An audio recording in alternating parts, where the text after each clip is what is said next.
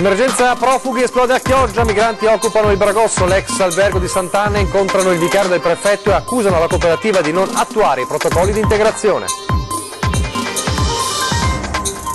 L'ex base di Icona non chiuderà, la doccia gelata del Viminale spegne ogni speranza del comune guidato dal sindaco Alberto Panfiglio che dice così si uccide la dignità.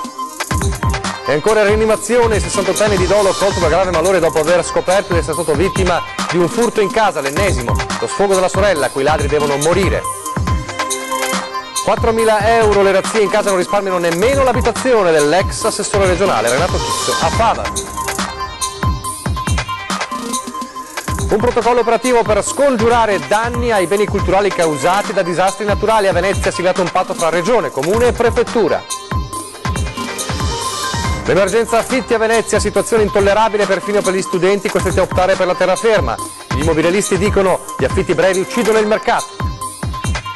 Preziosi reperti, ricostruzioni, proiezioni animate e postazioni multimediali. L'antico Egitto in mostra a Jesolo. Esposta per la prima volta la mummia di Asti, il suo volto ricostruito dalla polizia criminale. Ritorna la rubrica Il tuo presepe, inviateci foto e video della vostra natività e chiamateci. Verremo da voi per immortalare le creazioni. Telespettatori di Antena 3, buonasera, ben ritrovati. L'edizione veneziana dei nostri telegiornali. In primo piano c'è ancora una volta la questione migranti che stavolta esplode a Chioggia, al Bragosso, ex albergo diventato centro di accoglienza per un gruppo di migranti protagonisti di alta tensione tra la serata di ieri e la giornata di oggi.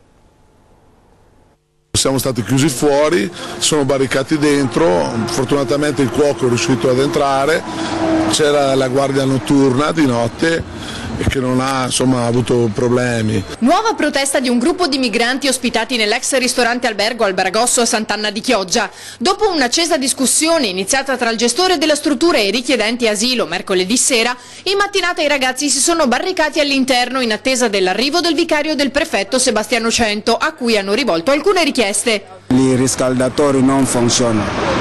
Abbiamo coperto tutti i letti perché fa fresco, anche per fare il bagno con l'acqua fredda. Perché noi non siamo animali, è vero che siamo immigranti, sono qua per aspettare qualcosa, ma se lui si comporta male con noi non possiamo essere d'accordo con... Siamo tutti tranquilli qui, pace vogliamo che loro rispettano anche noi, perché il rispetto è reciproco. I migranti sostengono che il titolare abbia preso uno di loro per il cappuccio della felpa, ma Pagan sostiene invece sia accaduto il contrario, dimostrando anche comprensione. Questi ragazzi sono da troppi mesi, alcuni anche 2 o 3 anni, aspettano il famigerato, famoso permesso di soggiorno plastificato di 2 o 5 anni, quindi sono un po' stressati anche loro. I migranti sostengono anche di voler andare a scuola per imparare l'italiano, ma che non sia possibile perché devono pagare. Il presidente della cooperativa, che da novembre si occupa della struttura, però afferma il contrario. Questo è assolutamente falso, perché ci sono le fatture. Comunque io sfiderei i ragazzi di fronte a me a dire questo. Paghiamo il trasporto pubblico, abbiamo dato degli abbonamenti ai ragazzi e tutti i biglietti per quanto riguarda appuntamenti in questura, prefettura, documentazione, sanitario, medicinali, e poi i nostri operatori seguono sempre anche nel trasporto. Il dispiacere è che avendo dato di più abbiamo ricevuto una situazione di questo tipo. Intanto il Viminale smentisce ogni ipotesi di chiusura dell'hub di Icona e la rabbia è tanta. Promesse da marinai, l'hub di Icona non sarà chiuso, non almeno nei termini garantiti dal Viminale nelle settimane della protesta infuocata dei migranti. La notizia così, nero su bianco, nella risposta del sottosegretario agli interni, menzioni a un'interrogazione dell'onorevole Delia Murer di MDP, spegne definitivamente ogni speranza di vedere svuotato il centro di Icona. La reazione del primo cittadino Alberto Panfiglio non si è fatta attendere. Dunque può continuare ancora la farsa di questa falsa dignità offerta ai profughi e al mio comune, alla mia frazione di Conetta, e dunque continuano con l'intenzione di proseguire con la tendopoli. Prendo atto che l'azione del governo è destinata ancora a causare dolore alla mia terra, dentro e fuori dalla tendopoli, chiosa Panfilio, che parla di dignità negata, pur se il prefetto di Venezia, Carlo Boffi, oggi ha precisato che... Il sottosegretario ha detto semplicemente una cosa oggettiva, cioè che la tendenza del Ministero dell'Interno è quella di chiudere Cona. Naturalmente si può chiudere Cona nel momento in cui si trovano situazioni diverse e naturalmente migliori. È ovvio che non è che si fanno uscire le 781 persone che ora ci sono, si chiude e dice disperdetevi. Ma la notizia è destinata ad accendere gli animi. Dalla Caritas Don Dino Pistolato dice di condividere l'amarezza del sindaco di Cona. Si era capito che non c'era aria che tirava per chiusure della struttura. Certo, la cosa più importante a questo punto è ridurre la pressione sulla struttura. Degli oltre 1.300 richiedenti asilo dopo le proteste delle scorse settimane, all'Abba ne sono rimasti poco più di 700, ma sono ancora troppi. Al massimo 200 persone, dice Don Dino, che stigmatizza la gestione dell'Hub in relazione ai progetti di integrazione. Nessuno sapeva l'italiano, qualcuno era lì da 1 anno e 6 mesi, da 1 anno e 3 mesi, questo mi pare abbastanza fuori dalle regole, perlomeno dagli impegni che si assumono chi accetta di gestire queste realtà. Allora la questione sicurezza con il 68enne di Dolo ancora in gravi condizioni dopo il 10° furto subito in casa. Le parole della sorella sono durissime. Devono morire e basta, devono morire, se Dio c'è dovrebbero morire, ecco. C'è rabbia, ma soprattutto dolore nelle parole di Francesca Ferraresso, sorella di Giovanni, il 68enne negoziante di Dolo, che lunedì sera è stato colto da un grave malore dopo aver scoperto che i ladri erano entrati per l'ennesima volta nella sua abitazione. È la 10ª. Come vedo la luce accesa, dove sono entrata, è un soggiorno grande, guarda a destra e a sinistra, un disastro. Quindi loro hanno fatto il disastro su 2 piani di una casa. E non è la prima volta? Non è la prima volta perché ci hanno provato altre 10 volte ma non sono mai entrati. Hanno rotto un vetrocamera spesso così e vetri dappertutto.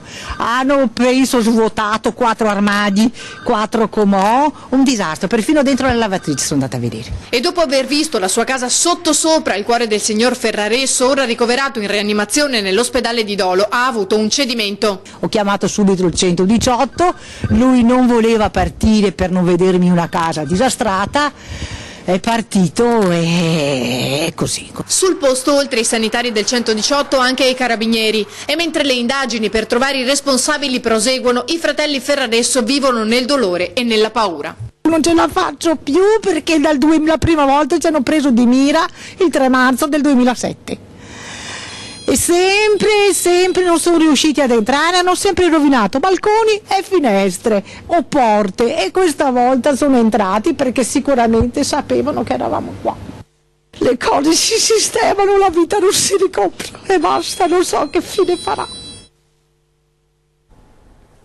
Furti che continuano in tutta la terraferma, in tutta la provincia, e ci sono anche vittime illustri come l'ex assessore regionale Renato Chisso.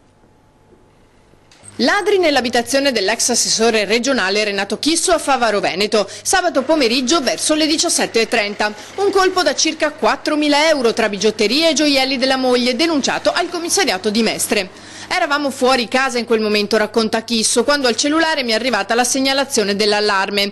Anche i vicini ci hanno avvisato che stava suonando, nessuno però ha visto i ladri. A quel punto l'allerta al 113. I ladri però sono stati rapidi. Prima hanno rotto una finestra, poi sono entrati in casa dirigendosi verso la camera da letto e rovistando ovunque. Sono fuggiti prima dell'arrivo delle volanti. Al rientro in casa Chisso e la moglie hanno trovato la camera da letto sottosopra, i cassetti aperti e i vestiti sparsi ovunque. Dal portagioie sono sparite 3 scatole di bigiotteria, una collanina e 6 paia d'orecchini d'oro, un braccialetto e altre collanine. Nulla di grave, ha commentato l'ex assessore regionale. A casa non abbiamo nulla di particolare valore. Certo non fa piacere quello che è successo, soprattutto per i danni a finestre e controfinestre.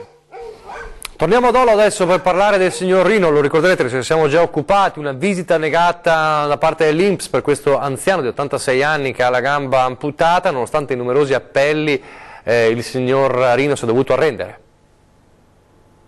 Abbiamo dovuto accompagnare lo zio a Mestre come previsto, come richiesto dall'INPS.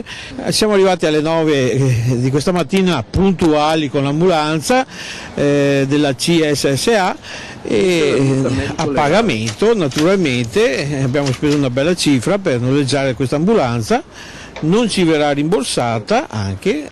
Nonostante i numerosi appelli e il sostegno del Tribunale del Malato, per il signor Rino Di Dolo, 86 anni, senza una gamba da oltre un anno e impossibilitato a muoversi se non in ambulanza per ordine del medico curante, si è dovuto recare negli uffici dell'INPS a Mestre per la visita fiscale, accompagnato dai nipoti e a spese proprie. L'hanno visitato, hanno puntato col discorso della protesi, perché volevano sapere perché, per come non si è messo sulla protesi, ma ha 86 anni. E in attesa di una risposta che dovrebbe essere ovvia, ciò che fa male è il trattamento subito. Non si doveva portare un malato così, in quelle condizioni, a fare una visita del genere. Per mio zio è stato molto faticoso, spero che non abbia preso freddo e che ne risenta fisicamente. A Venezia adesso un importante accordo per tutelare e difendere i tesori di Venezia e Venezia stessa dai disastri naturali. Abbiamo fatto un piano per agire immediatamente in caso di calamità naturali, possono essere alluvioni o anche particolari tornadi. Venezia non è all'anno zero per quanto riguarda la tutela del suo immenso patrimonio artistico, culturale e architettonico, lo dimostra la recente messa a norma dei musei che ha dato il là a tutta una serie di interventi e azioni per salvaguardare lo scrigno di tesori che custodisce fra laguna e terraferma. A Palazzo Balbi Regione, Comune e Prefettura con Città Metropolitana, MIBACT, Patriarcato e Vigili del Fuoco, stamani una firma in calce al protocollo per la messa in sicurezza dei beni culturali di Venezia in caso di situazioni di emergenza connesse a fenomeni idrogeologici, ha tracciato una strada condivisa che razionalizza impegno, generosità e esperienza sul campo. Speriamo non succeda mai, ma se dovesse succedere, dove c'è il problema ci saranno delle squadre di volontari della protezione civile, dei vigili del fuoco e della città metropolitana che intervengono. Allora con la sovrintendenza cataloghiamo tutto quanto e così abbiamo fatto un servizio di protezione vera e non soltanto chiacchiere. La sinergia suggellata dal protocollo è garanzia di efficacia dell'azione affinata sulle peculiarità del territorio. Si parla di mettere in sicurezza un patrimonio inestimabile che richiede conoscenza, preparazione, professionalità e un piano preordinato di intervento, ha spiegato il prefetto Carlo Boffi. Precisi gli impegni cui ottemperare, primi fra tutti l'individuazione delle aree a pericolosità idraulica, la mappatura degli edifici che conservano beni culturali in aree a rischio, l'aggiornamento dei piani di protezione civile. Insomma, non una mera dichiarazione di intenti. Si stabiliscono delle procedure ben codificate, ben chiare, si dice chi deve fare, cosa deve fare e dove deve operare, in modo tale da poter operare con la massima efficacia, efficienza e tempestività. È una calamità, chiamiamola metaforica, ma nemmeno troppo, è quello della piaga delle case in affitto introvabili a Venezia. Venezia ha uno stock abitativo immenso di case pubbliche di proprietà di enti vari, oltre che dei privati. Una volta le prime venivano assegnate a prezzo calmierato, oggi invece capita sovente che quelle stesse case vengano vendute o affittate ai turisti a danno dei residenti, costretti a cercare alloggio in terraferma. I contratti di affitto a medio e lungo termine oramai non esistono più in città. Qui purtroppo a Venezia non troviamo appartamenti per residenti, è molto difficile. Tutti i proprietari cercano di fare un'affittanza ad uso turistico o al massimo per studenti, ma gli stessi studenti per esempio che sono aumentati in questi ultimi anni hanno molte meno probabilità di trovare casa. Gli stessi studenti si trasferiscono verso Mestre perché l'eventuale probabilità di trovare un alloggio è tanto rara quanto cara. Sui 300, minimo proprio, una catapecchia. E così Venezia langue. I padroni delle case non li affittano più. Purtroppo è così. Vuoi chiedere una casa e le lasciano chiuse invece di darli in affitto a quelli che ha bisogno. Dopo. Si svende tutto e poi comprano tutto gli altri, ecco. Tutti i turisti e tutta gente che viene, che hanno gli altri, ne fa solo che danno. Penso che affitti a turisti di passaggio. A 3 giorni, penso di sì che sia così, però non so bene il perché. Gli affitti a Venezia sono sempre stati molto alti. indicando, non so, la cifra media di 1.000 euro per un appartamento, per una famigliola di 3 o 4 persone, però parliamo di cose fittizie, perché se non si trovano. Da decenni si assiste alla battaglia senza risultato alcuno degli immobiliaristi che al Comune chiedono di monitorare molto bene l'affittanza turistica e che sia una cosa che si possa fare, perché ovviamente non si può mica negare, però che venga fatta bene, che non ci siano furbetti. L'affittanza turistica deve essere fatta da professionisti o da chi c'è una partita IVA, e questo anche perché non ci siano soldi facili in giro. Il fascino dell'antico Egitto in mostra, ma anche la tradizione dei nostri presepi, subito dopo la pubblicità.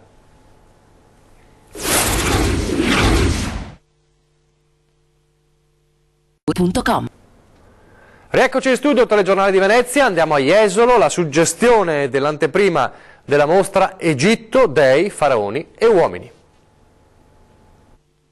Preziosi reperti, ricostruzioni scenografiche, proiezioni animate e postazioni multimediali. L'antico Egitto in mostra a Jesolo con un itinerario che si snoda attraverso i secoli, la storia, i misteri dell'antica terra dei faraoni. E tra le molte chicche che i visitatori potranno ammirare dal 26 dicembre spicca la mummia di Asti, da poco restaurata ed esposta per la prima volta al pubblico. Grazie alla collaborazione della polizia criminale e le moderne tecnologie è stato possibile ricostruire il volto della donna mummificata e rinchiusa in uno splendido sarcofago. Questa mostra non è solo bella ma anche divertente, ci sono delle ricostruzioni che vengono riproposte con delle tecniche avanzatissime, ci sono dei momenti di didattica importanti dove le scuole, so che ce ne sono già centinaia che si sono prenotate per venire a visitare, potranno dare anche ai bambini, ai ragazzi, non solo ai bambini, un'immagine di questa storia accattivante, coinvolgente, positiva, insomma dove la cultura diverte la mente. La mostra Egitto, dei, faraoni, uomini è un'esposizione per tutti, ma si rivolge soprattutto alle famiglie, ai bambini, ai ragazzi con percorsi didattici ad hoc. È una mostra che è richiesta tantissimo da tutte le famiglie e diciamo, dal pubblico di ogni età. Abbiamo anche la possibilità di dare l'audioguida a tutti i nostri visitatori, un'audioguida studiata apposta per l'adulto, per saperne qualcosa di più, e anche quella molto simpatica proprio per i bambini. Dalla ricostruzione delle camere sepolcrali come quella di Tutankhamon al tesoro dei faraoni, un percorso che accompagna adulti e bambini nel meraviglioso mistero della civiltà dell'antico Egitto. L'allestimento delle sale, che è rivolto proprio alle famiglie, ai bambini, dove i bambini potranno seguire un percorso, uno scarabeo, indovinando poi in ogni sala alcuni quesiti, alcuni indovinelli, potranno poi alla fine sperimentare, vedere se possono avere l'attestato di egittologi. E poi c'è il fascino dei nostri presepi che siamo pronti a tornare a immortalare con le nostre telecamere. Torna alla rubrica del telegiornale Il tuo presepe, un appuntamento immancabile delle feste di Natale per uno dei simboli non solo della religiosità ma anche della nostra cultura. Presepe che fa notizia, con la Regione pronta a finanziare dal prossimo anno le sacre rappresentazioni nelle scuole e nelle sedi pubbliche. Presepe che racconta l'impegno delle famiglie, richiamate da una storia che si ripete da oltre 2000 anni. E presepe è anche occasione di arte ed espressività personale, con interpretazioni moderne accanto a volti e forme antiche, a semplicità intense accanto ad evoluzioni tecnologiche di ultima generazione. Tutto per raccontare una nascita che è da sempre e per tutti primo simbolo di speranza. Un'energia positiva che avvolge anche chi non crede, ma che il presepe lo fa perché è il primo e principale simbolo delle famiglie. E allora raccontateci il vostro presepe, segnalandolo ai numeri e indirizzi che vedrete in questo cartello che vi proporremo ogni sera, perché ci racconterete un po' più di voi, magari riuscendo a condividere quella speranza con chi non ce l'ha più. Ecco perché abbiamo deciso di rinnovare questo appuntamento con i vostri presepi, perché almeno a Natale, condividendo le vostre realizzazioni, ci sentiremo davvero un'unica grande famiglia. È tutto, chiamateci ovviamente per i vostri presepi, vi lascio le previsioni del tempo, arrivederci.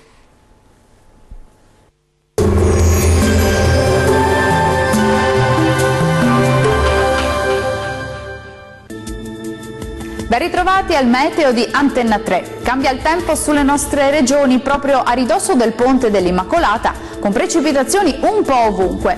Vediamo il dettaglio. Sul Veneto una perturbazione atlantica investe la nostra regione portando precipitazioni diffuse da deboli a moderate e la neve cadrà sopra i 1000 metri sulle prealpi e sui 500 metri invece sulle Alpi. Temperature massime che saranno comprese tra 4 e 9 gradi, valori notturni attesi tra 2 e 6 gradi circa. Spostiamoci ora a vedere la situazione del Friuli Venezia Giulia. Anche qui il cielo sarà coperto con precipitazioni diffuse un po' ovunque sulla nostra regione e localmente potranno risultare anche moderate.